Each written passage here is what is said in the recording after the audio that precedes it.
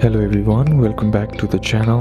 Hope you're doing well and fine, and in today's video I'll be showing you Cricut Design Space how to fill in letters. So without wasting any time, let's just jump right on the video and make sure to watch this video till the end and follow the steps as well. Since circuit machines cut outlines, they don't automatically fill in letters. However, here are a few ways to achieve the effect of filling text. So the first method is simply heading over and opening up your Cricut Design app, and then once you are there, tap on the text option and then type in your text. In the font menu, tap on filter, then writing to find fonts that work with circuit pens, then change the operation type to draw instead of cut. Use a thick marker to create a filled effect. Then method 2 is use offset to thicken letters. Tap on the text and then type your word, select the text and then tap on actions, and here you will find the option that says offset, and once you do that, tap on apply and change the fill color for print, then cut.